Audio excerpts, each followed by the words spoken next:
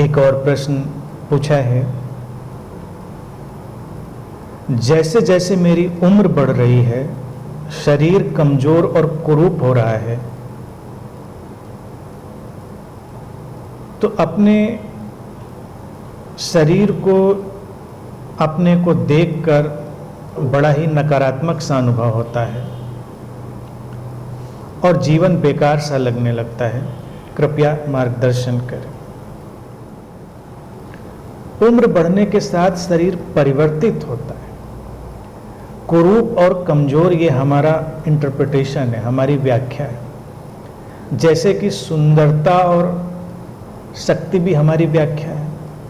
हम किसको सुंदर मानते हैं, किसको हम शक्तिशाली मानते हैं, किसको हम कमजोर मानते हैं, किसको कुरूप मानते हैं, ये सब हमारी अपने व्याख्याओं और इंटरप्रिटेशन पर निर्भर करता है।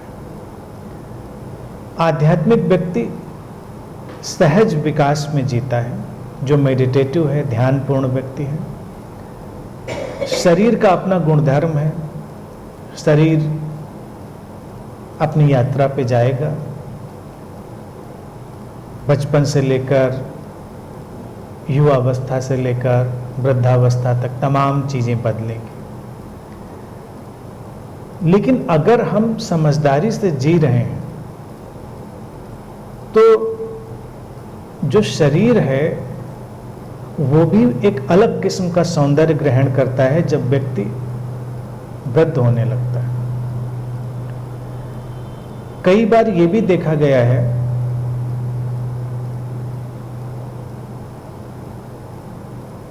और मैं इस बात से पूरी तरह सहमत हूं कि आध्यात्मिक विकास अगर किसी व्यक्ति का हो रहा है तो इसका ठीक ठीक पता लगना तभी होगा जब वो वृद्ध हो गया।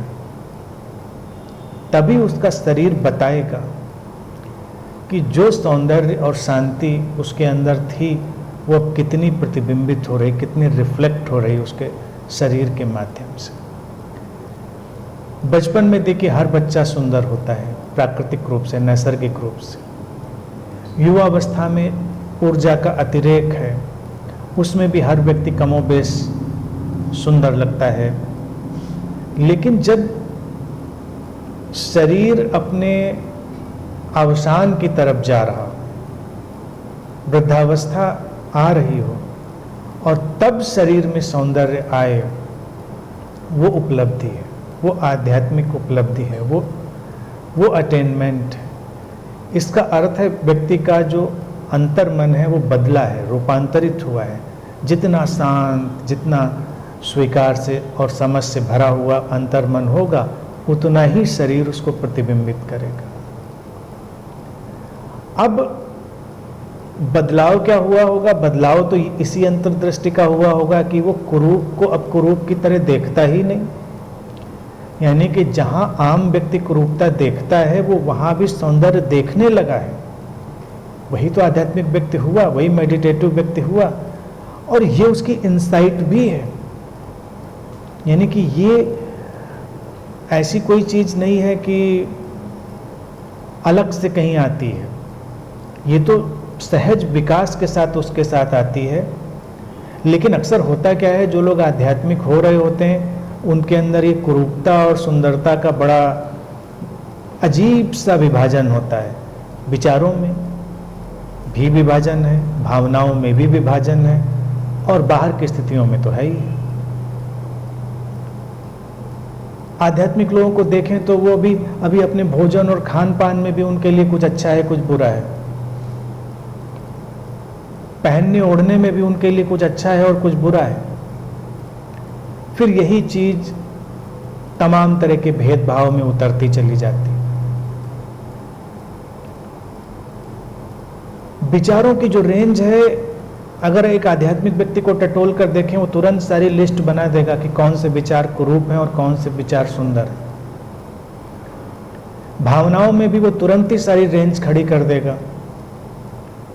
लेकिन क्या ये सचमुच में आध्यात्मिक ढंग है, स्पिरिचुअल एटीट्यूड है? स्पिरिचुअल एटीट्यूड तो अब उस अंतर्दृष्टि से पैदा हुआ है जब उसके लिए कुरूप कुछ रह ही नहीं गया है। ये केवल शब्दों में नहीं है कि बातों में तो बोल देता है, बातों में तो बहुत लोग बोल देते हैं कि हर तरफ परमात्मा ही है, लेकिन दिखता कहीं नहीं उनको, व्यवहार में नहीं आएगा वो। व्यवहार में तो सारी उनके पास कैटेगरी लिस्टिंग सब रहेगी। अगर हम व्यवहार में लाएंगे तो फिर हमारा शरीर भी उससे अलग तो नहीं होगा, तो हमको वो कुरूप क्यों दिखाई देगा? यानी कुरूप का पैमाना हमारे पास नहीं है और हम यूटिलिटी उसकी देखते हैं। जैसे देखिए, अभी अगर आप अपनी समझ विकसित करें, टेक्नोलॉजी विकसित करें, तो जो चीज़ें कुरूप हैं या डैमेज करने वाली हैं उनको आप ट्रांसफॉर्म कर सकते हैं।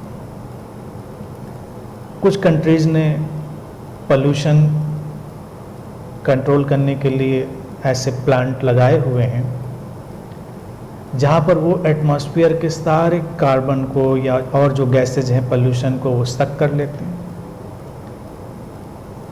एयर तो क्लीन हो ही जाती है, लेकिन फिर उस जो गैस है including carbon and other things, उसको वो कंप्रेस कर देते हैं, इतना कंप्रेस कर देते हैं कि कार्बन से डायमंड बना देते हैं। And they are producing diamonds out of that pollution. हवा में था, कार्बन फैला हुआ था, उसको लिया, कंप्रेस किया, उसको कन्वर्ट कर दिया। इसी तरह से देखिए, अभी अपने देश में नहीं आ पा रहा है, जबकि बहुत नीडेड और बहुत ही आवश्यक वो चीज़ है जब हम गार्बेज मैनेजमेंट करते हैं। हमारे देश में बहुत ज़रूरत है उस बात की, लेकिन सारे कूड़े कचरे से हम बहुत सारा यूजफुल काम कर सकते हैं, एनर्जी प्रोड्यूस कर सकते हैं, उनको किसी काम में ले सकते हैं। उसके लिए टेक्नोलॉजी चाहिए, समझ चाहिए। जो चीज़ किसी के लिए कूड़ा हो सकती है, किसी के लिए बड़ी उपयोगी हो सकती है। इस चीज़ को आप प्रकृति में देखें। अगर आप प्रकृति में, विज्ञान कोई ऐसा काम नहीं करता जो प्रकृति में नहीं है, इसको ध्यान रखें। विज्ञान कहीं बाहर से नहीं पैदा हुआ है, विज्ञान प्रकृति की ही जो समझ है, नेचर की अंडरस्टैंडिंग है, उसको एडॉप्ट करता है और उसको व्यवहारिक रूप में लाने के सिद्धांत, नियम और तरीके खोजता है। आप नेचर में देखिए, कुछ भी तो बेकार नहीं, यहाँ पे कुछ भी कुरूप नहीं। जो एक तरफ बेकार है वो किसी के लिए काम का है। यानी कि पूरी हम जो प्राणी जगत की चेन देखें, जो किसी के लिए वेस्टेज है वो किसी के लिए काम का है। कहीं तो कुछ क्रिएट करने का काम का है, नहीं तो कुछ भोजन है। भोजन में ही देखिए ऐसी चेन बनी हुई है ना, शरीर मरा तो उस लाश को खाने वाले भी तमाम जीव जंतु हैं, और फिर उस लाश की कैटेगरी है खाने की। उसमें देखिए, जब वो फ्रेश है तो खाने वाले अलग जानवर हैं, पक्षी हैं। जब वो डिके होने लगती, सड़ने लगती है, तो उसको खाने वाले अलग हैं। बिल्कुल ही डिकम्पोज हो जाए तो तमाम कीड़े मकोड़े ऐसे हैं जो उसको खा रहे हैं, डिकम्पोज भी कर रहे हैं। यानी कि वो हर स्टेज में किसी न किसी के लिए यूजफुल है। तो अब उस नज़रिए से देखिए, जो किसी डिकम्पोज हो रही, मतलब डिकम्पोज्ड बॉडी को कोई कीड़ा देख रहा है तो उसके लिए वो सुंदर ही जान पड़ेगी ना। अच्छा, जैसे हमको कोई अच्छा खाना, आइसक्रीम या व्हाटएवर अच्छा खाना लगता है, तो उसके लिए तो वो खाना हुआ, तो खुश होगा, अपनी फैमिली में जाके बताएगा कि अच्छा खाना रखा है, चलते हैं। हमारे लिए वो वेस्टेज है, उसमें तमाम तरह की कमियां हैं। नेचर में हर स्टेज पर यूटिलिटी। चिड़िया घोंसला बनाती हैं, तमाम टूटे तिनके पत्ते और क्या क्या नहीं बटोर कर वो अपना घोंसला बना लेते हैं। हर चीज़ का यूज हो जाता है नेचर में, कुछ भी बेकार नहीं जाता। और जो बिल्कुल ही बेकार गया वो खाद बन जाता है, पेड़ पौधों के काम आ जाता है, सब काम में आ रहा है। तो सब सुंदर है, आपका नज़रिया है। आप कभी उस स्तर पर जाकर देखिए, उस स्तर पर जाकर जब आप देखेंगे तो आपका दृष्टिकोण बदलेगा। अब जैसे जो स्पिरिचुअल लोग कहते हैं परमात्मा की अंतर्दृष्टि से देखें, तो परमात्मा की अंतर्दृष्टि तो ये टोटलिटी की है, समग्रता की है, तो इसमें कुरूपता तो कहीं रही नहीं। विचारों और भावों की अगर कुरूपता की बात करी जाए तो हम तय नहीं कर सकते कि कौन से विचार बिल्कुल कुरूप हैं और कौन से भाव बिल्कुल कुरूप हैं, ये भी नहीं तय कर सकते, क्योंकि उनसे भी कुछ निकलता है, उनसे भी कुछ अच्छा निकलता है, कुछ कई बार क्रिएटिव निकलता है। इसका दूसरा पहलू आप देखें, अगर आप क्रिएटिव नहीं हैं और क्रिएटिव हैं तो इसको समझ पाएंगे। कोई व्यक्ति बहुत संभल संभल के बातें बोलता है, एक शब्द भी बुरा नहीं बोलता, गलत नहीं बोलता, तो बड़ा सतही सुपरफिशियल सा रह जाता है वो, और क्रिएटिव नहीं हो पाते ऐसे लोग। क्रिएटिव लोग थोड़ा दाएं बाएं जाते हैं, ऑफ ट्रैक होते हैं, कभी गाली गलौज भी कर लेते हैं, कभी उलझ भी लेते हैं, और फिर वो दूसरे एंगल पर बहुत ही अच्छा कुछ कह पाते हैं, लिख पाते हैं, बोल पाते हैं। तो कई बार लोग कंफ्यूज हो जाते हैं, उनको लगता है ऐसा कैसे है कि ये व्यक्ति अभी तो ऐसा था, अभी ऐसा हुआ, लेकिन वो इंटर रिलेटेड। वो जो कार्बन को डायमंड में कन्वर्ट करने का प्रोसेस है वो उनके अंदर पैदा होता है, और कार्बन होना चाहिए ना डायमंड में कन्वर्ट होने, कार्बन ही नहीं है तो कहाँ से कन्वर्ट करेंगे।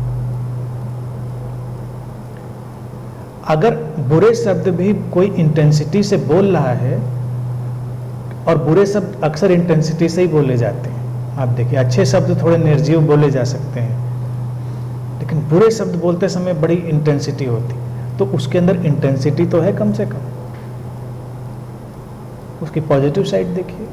और फिर यही इंटेंसिटी जब अच्छी साइड में जाएगी तो चीज़ें ज़्यादा सुंदर हो जाएंगी, क्रिएटिव हो जाएंगी।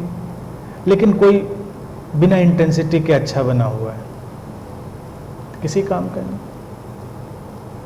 तो शरीर के प्रति भी अपने यही दृष्टिकोण लगाएं। अब जैसे लिखा है जीवन बेकार सा लगने लगता है, तो जीवन तो तमाम बातों पे बेकार सा लगने लग सकता है।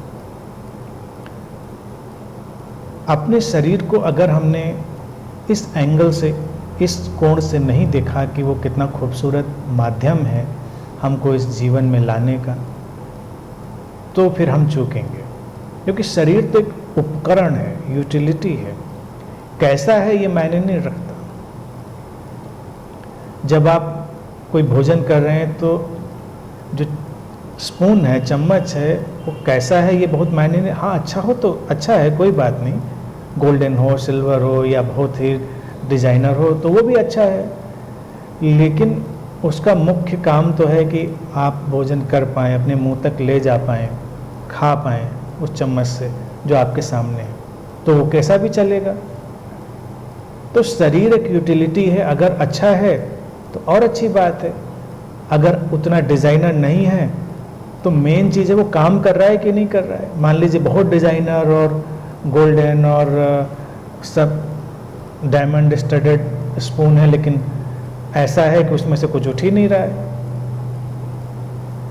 हाथ में पकड़ भी नहीं आ रहा, तो वो तो किसी काम का नहीं रहेगा। तो शरीर को देखें, उसकी यूटिलिटी, जीवन को जीने की इंटेंसिटी, कैसे हम जी पा रहे हैं, जीवन से हम कितना रिलेट कर पा रहे हैं, हमने अपने बॉडी माइंड के इंस्ट्रूमेंट को कितना जीवन को जीने में सहायक बनाया, तब शरीर के प्रति रिस्पेक्ट आएगा, सम्मान आएगा। और फिर वो युवा है, वृद्ध है, झुर्रियाँ हैं, नहीं हैं, इसका कोई मायने नहीं रखता। और फिर दूसरी साइड भी होगी, जब ये आप लाइफ स्टाइल जी पाएंगे तो यकीन मानिए कि वो चेहरा भी सुंदर होगा। जिसको सुंदर किसी की भी आंख देखती है वैसा भी होगा। कई लोग देखिए युवावस्था में भी होंगे, या उनका शरीर जो तयशुदा मानक होते हैं उन पर वो सुंदर कहा जाए, जैसे ब्यूटी के जो इंडस्ट्री है उसे कई मानक होते हैं, लेकिन जब आप उनको सामने से देखते हैं तो जैसे सब कुछ मिसिंग, फीका, खोया हुआ लगता है। और कुछ लोग ऐसे भी तुमने देखे होंगे जो उस स्टैंडर्ड पे, उस मानक पे नहीं है, लेकिन फिर भी बहुत सुंदर और आकर्षक लगते हैं। क्योंकि जो स्पिरिचुअल अवेकनिंग है व्यक्ति की,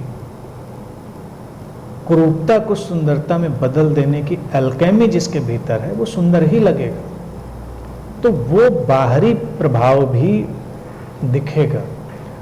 और अपने जीवन में इस बात को कसौटी मानकर चलें कि जब उम्र बढ़ रही हो